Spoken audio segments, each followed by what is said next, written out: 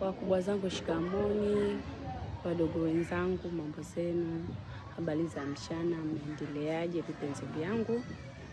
Niliyopo hapa mbele yenu kwa majina naitwa Sabrina Derki Kauzeni. Ni msanii wa Bongo Movie Tanzania. Ukipenda uniite Nyamisi kwa sababu ni jina maarufu ambalo natumia kwenye kazi zangu za sanaa. Mimi ndo mhusika mwenyewe mwenye hiyo movie, au niseme mhusika mkubwa nilioshiriki kwenye hiyo movie ya Nongwa.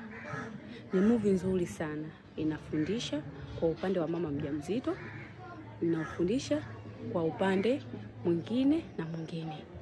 Wapendwa, tunaomba sana na pia nawaomba sana support yenu, mkanisapoti kwa akaunti yangu ya YouTube. Ukisearch Nyamisi Film unakutana na akaunti yangu nzuri pendwa.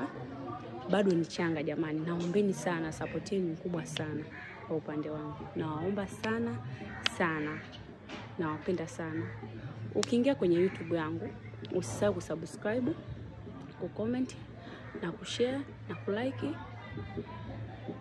Na usisahau jamani kuziendelea kuangalia kazi zangu nitakazokuwa naendelea kuziposti kwenye hiyo akaunti. Ninawapenda sana kubwa zangu. Mimi ni mhusika mmoja wapo kwenye hiyo movie. Nimecheza kama mama mjamzito. Mama mjamzito ninayenyanyaswa na mume wangu. Mume wangu ananongwa sana kwa upande wangu. Ni mtu ambaye nimetiswa sana. Kiukweli mkiingia YouTube ya Nyamisi Film ndo mtapata kuona nimechezaje, na kama kuna sehemu nitakuwa nimekosea, nimecheza vibaya, basi mtaniambia, mtatuma kwenye comment. Mimi nitapokea maoni yenu na nitayafanyia kazi. Mimi nimecheza mdada mpole sana, mwenye kulia sana, nimelia sana kwenye ile movie, mwanaume amenitesa. Tunafundisha kwa upande wa dada ambao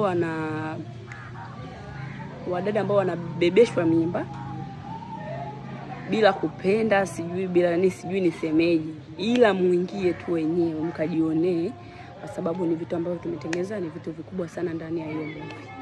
Nimecheza dada wa kulialia kila saa, sina furaha kwenye ndoa yangu na mtoto wangu tumboni, siku zingine naachwa hivyo sijala chakula. Nendeni ndani mkaangalie zaidi na zaidi. Mwanzo ni mgumu, ila mbeleni tutakaa wote kwenye vivuli. Sisi tumeelewana wapendwa wangu, wakubwa zangu nawapenda na wadogo zangu nawapenda pia.